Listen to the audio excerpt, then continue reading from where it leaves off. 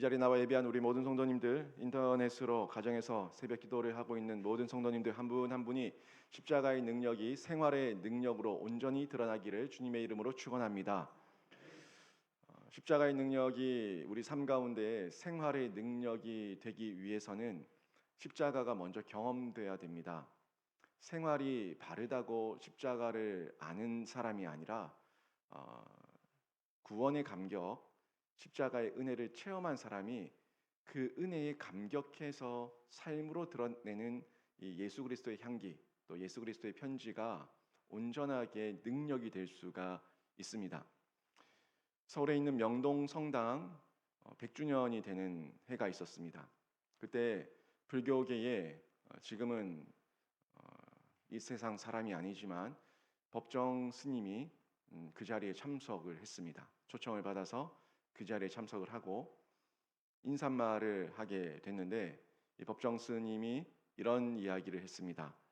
저를 이 자리에 초대해 주신 명동 성당 측에 감사 말씀드리고, 성당이 축성된 지 올해가 100돌 되는 해에 저와 같은 사람을 이런 자리에 서게 해주신 천주님의 뜻에 거듭 감사드립니다 라고 법정 스님이 말을 했습니다.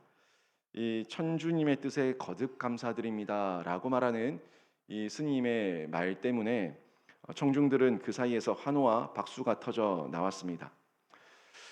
천주교 성당이지만 그 뒷배경에는 십자가가 있었고, 그 십자가 앞에 선 스님의 모습이 세상 사람들에게는 감흥이 왔고 참 재미있는 모습이기도 했고 흥미로운 모습이기도 했습니다. 충분한 그런 상황이었죠. 그런데 이 십자가 앞에 선 스님, 이 십자가 앞에 선 스님이 과연 십자가를 경험했을까요? 십자가 앞에 서 있지만 이 스님이 정말 예수 그리스도의 구원의 감격을 체험하고 천주님께 감사한다는 말을 했을까요? 이 십자가 앞에 선 스님이 정말로 십자가의 뜻을 깨닫고 십자가가 어떤 의미로 자신에게 왔는지 생각해보고 깨달을 수 있었다면은 큰 의미와 뜻이 있었을 건데, 이 스님은 그것을 깨닫지 못했습니다.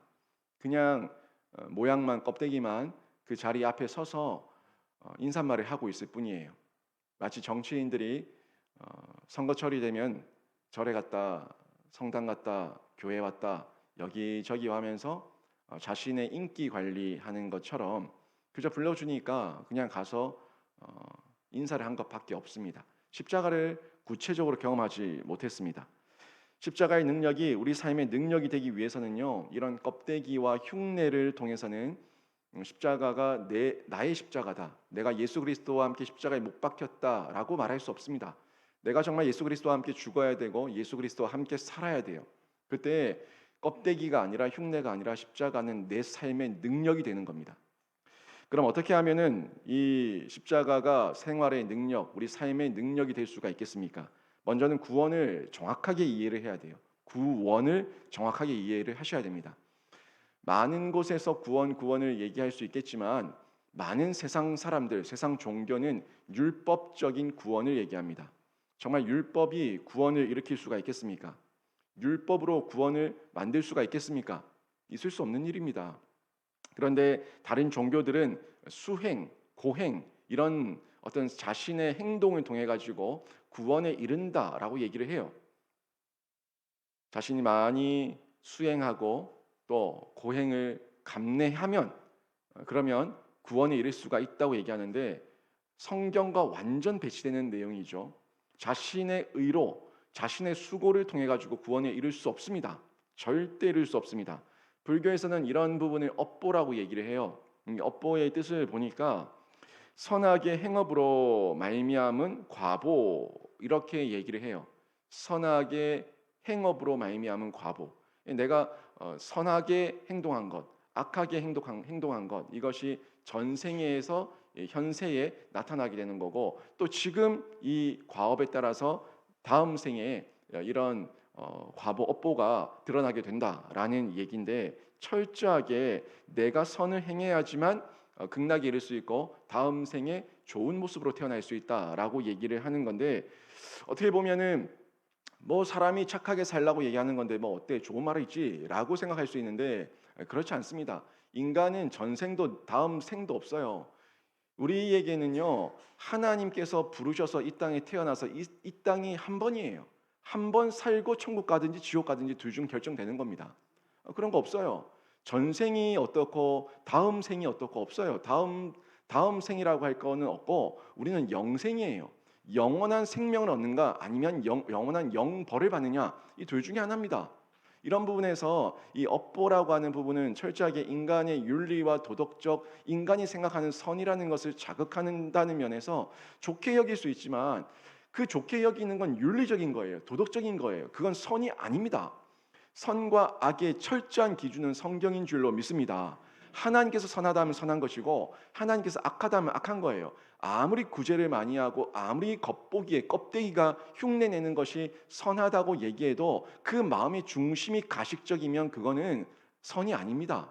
하나님께서는 이런 부분에 대해서 철저하게 말씀을 해주고 있는데 내가 지금 이 세상 종교가 얘기하고 있는 내용들은 내가 싫든 좋든 구원을 얻기 위해서 율법적인 행위를 해야 된다는 거예요. 내가 좋아서 하든 내가 싫어서 하든 율법적이고 윤리적이고 도덕적인 그런 행동을 하면은 그러면 그게 선이지라고 얘기하는 건데 철저하게 인본적입니다. 인간이 중심이에요. 내가 보기에 좋으면 선이에요. 사람이 보기에 좋으면 선이에요. 윤리적, 도덕적 이런 부분들 세상 사람들이 그렇게 살아갈 때 누가 손가락질합니까? 손가락질할 사람 아무도 없어요. 그냥 도덕적인 사람, 윤리적인 사람라고 얘기할 수 있지만 선한 사람이라고 말할 수 없다는 얘기예요. 선은 하나님께서 기준이시기 때문에 그렇습니다.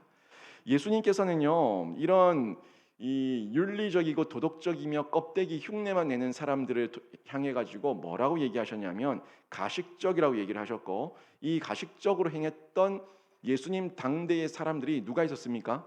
서기관, 바리새인들 그리고 당대 종교 지도자들 그들이 있었죠.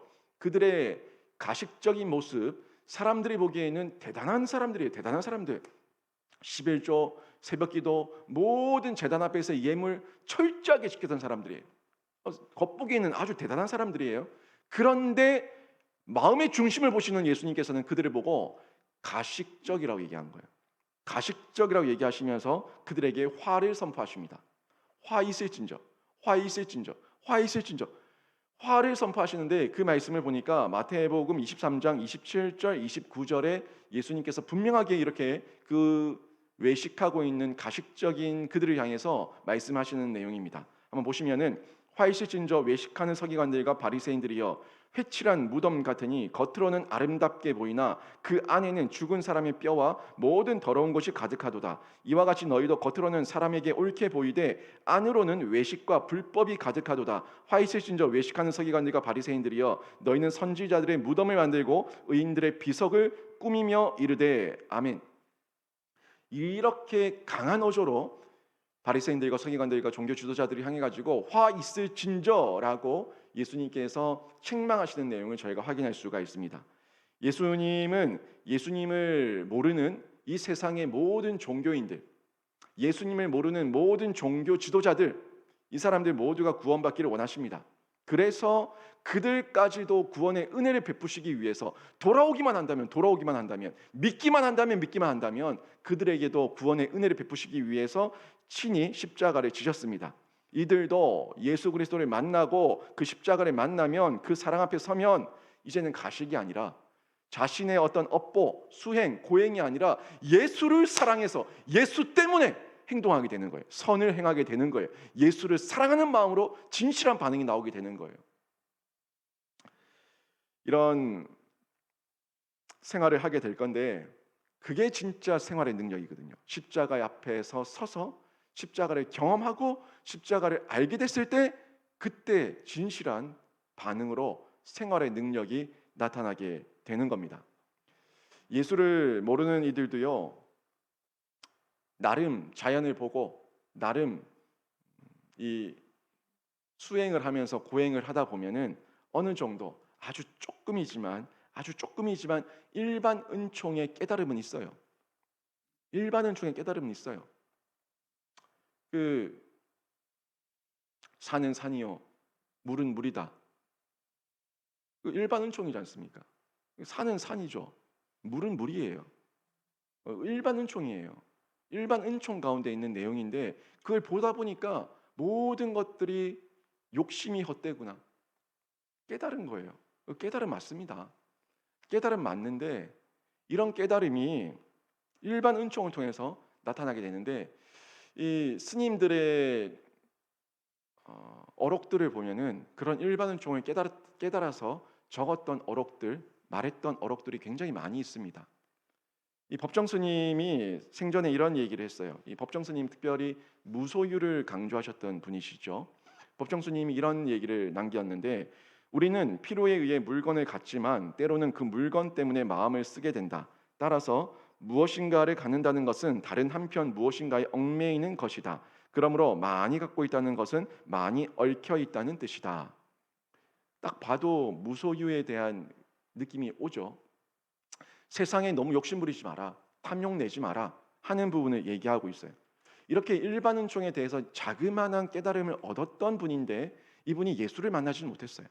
그래서 이분이 이 구원과는 완전히 성경과 배치되는 것을 볼 수가 있는데 법정 스님이 이런 얘기를 했습니다. 믿지 않는다고 하여 자신의 자식이라 하는 인간들을 지옥불에 던져버리는 당신네들의 신들을 난 당최 이해할 수가 없다. 차라리 난 지옥에 가서 당신네 신에게 버림받은 그 억울한 영혼들을 구제해 내겠다. 이런 말을 남겼어요.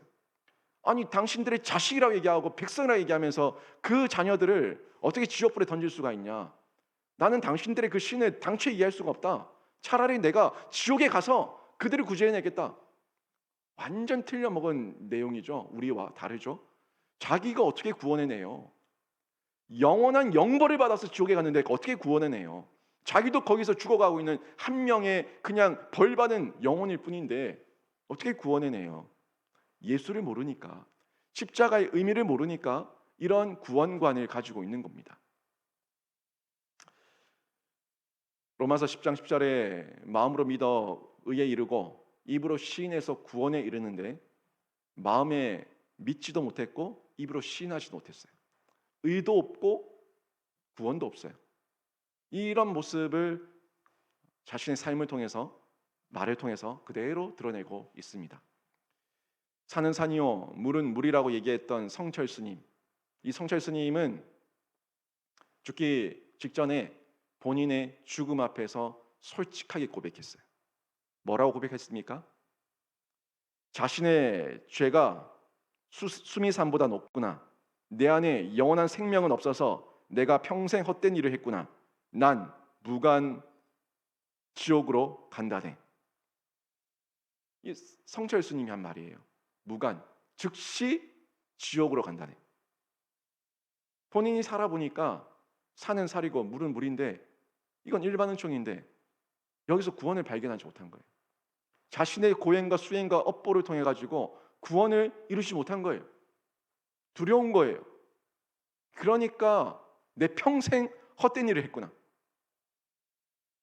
난 즉시 지옥으로 간다는 라는 얘기를 남기며 생을 마감한 겁니다. 이런 삶을 보고 생활에 능력이 있었다고 얘기할 수가 있겠습니까? 율법에 얽매인 삶이었을 뿐입니다. 우리의 모든 구원은 십자가로만 구원을 입어요. 십자가로만 구원에 이릅니다. 오늘 갈라디아서 2장 20절 말씀에 이 내용을 분명하게 전달해 주고 있는데 내가 그리스도와 함께 십자가에 못 박혔나니 그런즉 이제는 내가 사는 것이 아니요 오직 내 안에 그리스도께서 사시는 것이라. 이제 내가 육체 가운데 사는 것은 나를 사랑하사 나를 위하여 자기 자신을 버리신 하나님의 아들을 믿는 믿음 안에서 사는 것이라. 아멘. 이 바울의 고백을 자세히 깊이 묵상하며 되씹어 보면 여기 어떤 의미를 전해주고 있냐면 신자, 자신의 의롭다함, 우리의 의롭다함은 예수의 십자가로 우리에게 온 겁니다. 우리에게 온 거예요. 이 예수의 십자가로 나의 죄는 예수에게 다 넘어갔고 예수의 의는 나에게 전가가 된 거예요. 죄는 예수께서 다 짊어지시고 예수의 의로움은 나에게 덧입혀져서 하나님께서 나를 보시고 죄인이라 말하지 않고 의인이라고 여겨주시는 칭의의 은혜가 우리에게 전달된 거예요. 그래서 내 행위로서가 아니라 예수의 의를 통해 가지고 예수와 함께 죽고 함께 사는 그 부활을 통해 가지고 우리가 하나님 앞에서 담대하게 의롭다 여김을 받게 되고 하나님 앞에 기도할 수가 있게 된 겁니다. 이 바울의 자신감과 고백을 우리가 확인할 수가 있습니다. 우리 신자가 의롭게 되면요, 예수의 십자가로 내 안에 예수 그리스도가 살아 계실 때 온전하게 이루어질 수가 있는 겁니다. 예수의 십자가로 내 속에 계신 예수 그리스도 그 생명이 있고 내가 의롭게 되어 가고 있고 완전히 의로운 존재로 부활하게 될 겁니다. 그래서 사도 바울의 고백이 오늘 갈라디아서 2장 20절 말씀처럼 이제 내가 육체 가운데 사는 것은 나를 사랑하사 나를 위하여 자기 자신을 버리신 하나님의 아들을 믿는 믿음 안에서 사는 것이다. 이게 의입니다. 여러분, 예수 그리스도 안에서 그분을 믿는 믿음 안에서 사시면 여러분의 모든 죄가 주홍같이 붉을지라도 주홍같이 붉고 너무너무 더럽고 추악한 죄악이라고 할지라도 예수 그리스도 안에 있으면 그 모든 죄와 악이 도말되고 깨끗하게 씻김받는 줄로 믿습니다. 그게 예수 그리스도를 믿는 믿음이에요. 의예요. 수행과 고행이 아니라 예수 그리스도의 그 단번에 이루신 십자가의 구속의 은혜로 우리가 의롭다 여김을 받고 신의를 받고 하나님의 자녀가 되고 하나님 앞에서 영생의 복을 누릴 자가 되는 겁니다. 이게 믿음으로 이 땅에서 나에게 주어지고 완전히 믿어졌을 때 생활의 능력이 되는 거예요. 담대함이 있는 거예요. 담대함이 있는 거예요. 주눅들지 않는다는 거죠. 이 가운데 아브라함의 복이 우리에게 주어지는 겁니다. 아브라함이 다 하지 못했잖아요. 다 보지 못했잖아요. 다 깨닫지 못했잖아요. 그냥 믿었어요. 믿는 것도 하나님의 은혜로 믿어져 버렸어요. 믿었더니 아브라함은 본인이 그 엄청난 민족을 보지도 못했고 다 경험하지 못했고 다 해보지도 못했고 다 알지도 못했지만 아브라함은 믿음의 조상이 되고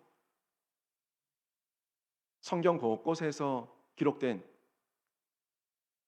위대한 인물이 되어서 지금까지도 우리에게 기억되고 있지 않습니까? 아브라함이 잘났어요? 부족함이 없었어요? 얼마나 바보 같은 사람이었어요. 자기 아내를 누이라고 팔아먹는 그런 나쁜 사람이었어요. 그럼에도 불구하고 예수 그리스도 그 본인의 후손을 통해 가지고 예수 그리스도가 나오게 되고 하나님께서 하늘의 별과 같이 땅의 모래알 같이 그리고 너를 통해서 모든 열방이 복을 받게 될 것이라고 하는 이 선언을 믿어버리니까 이 믿음대로 아브라함이 된 겁니다. 이 생활의 능력으로 아브라함의 삶 가운데 나타나게 된 거죠. 우리도요, 하나님께서 나와 함께 하시기만 하면 우리 모두도 만민에게, 이웃에게, 주변 사람들에게 복을 나누는 축복의 통로로 쓰임 받을 수가 있습니다. 갈라디아서 3장 14절에 이런 말씀을 기록하고 있어요. 이는 그리스도 예수 안에서 아브라함의 복이 이방인에게 미치게 하고 또 우리로 하여금 믿음으로 말미암아 성령의 약속을 받게 하려 함이라. 아멘. 그리스도 예수 안에서 아브라함의 복이 그리스도 예수 안에서 아브라함의 복이 미치게 하고 전달되게 하고 또 우리로 하여금 믿음으로 말미암아 성령의 약속을 받게 하려 함이라. 우리는 아브라함의 복과 함께 성령의 약속까지 받는 겁니다. 이 엄청난 복을 더 보태셔가지고 우리에게 베푸시겠다고 하나님께서 말씀을 통해서 약속해주고 있지 않습니까? 또한 이 가운데 우리가 생활의 능력이 다윗처럼 나타나게 되는데 다윗 참 어려운 시간, 어려운 힘든 상황들을 잘 이겨내고 극복해낸 다윗이지만 얼마나 어려웠어요. 그런 다윗이 시편 23편의 복을 받지 않습니까? 우리의 삶이 아무리 공고하고 아무리 어렵고 아무리 주변이 꽉꽉 막힌 것 같고 사망의 음침한 골짜기를 지난다고 할지라도 하나님께서만 함께 하시면 우리 또한 다윗과 같은 복을 충분히 받아 누리게 될 줄로 믿습니다. 시편 23편 말씀 같이 한번 우리 읽어볼까요? 같이 한번 봉독해 봅니다. 시작. 여호와는 나의 목자시니 내게 부족함이 없으리로다. 그가 나를 푸른 풀밭에 누이시며 쉴 만한 물가로 인도하시는도다. 내 영혼을 소생시키고 자기 이름을 위하여 의의 길로 인도하시는도다. 내가 사망의 음침한 골짜기로 다닐지라도 해를 두려워하지 않을 것은 주께서 나와 함께 하심이라. 주의 지팡이와 막대기가 나를 안위하시나이다. 주께서 내 원수의 목전에서 내게 상을 차려 주시고 기름을 내 머리에 부으셨으니 내 잔이 넘치나이다. 내 평생의 선하심과 인자하심이 반드시 나를 따르니 내가 여호와의 집에 영원히 살리로다. 아멘. 여기 다윗의 이 귀한 믿음의 고백 가운데 곳곳에 보면요, 주께서 나와 함께 하신다. 주의 지팡이와 막대기가. 그러니까 항상 이 다윗의 삶에는요, 여호와 하나님께서 함께 하셨습니다. 그것이 생활의 능력으로 다윗에게 나타난 거예요. 생활의 능력으로 나타난 거예요. 저는 이 십자가의 능력, 이 십자가의 능력이 여러분 삶 가운데 진짜 구체적인 생활의 능력으로 나타나기를 원하는데, 그 비결은 딴 거 없어요. 여러분 속에 말씀이 새겨지고 하나님과 동행하고 하나님과 늘 교제하는 이 동행, 하나님께 의지하는 의뢰와 믿음, 이겁니다. 이걸 가지고 있을 때 여러분이 어떤 상황 가운데 처하더라도 담대함을 누리면서 생활의 능력 가운데 승리하는 믿음을, 승리하는 실제적인 누림을 가지게 될 줄로 믿습니다. 누릴 수 있는 것, 이게 십자가의 능력이에요. 누릴 수 있는 것, 이것을 십자가의 능력이고, 그리고 누리는 실제가 그게 생활의 능력입니다. 누릴 수 있는 실제, 여러분 삶으로. 여러분, 예수 그리스도 십자가, 그 십자가를 여러분 10년 가운데 깊이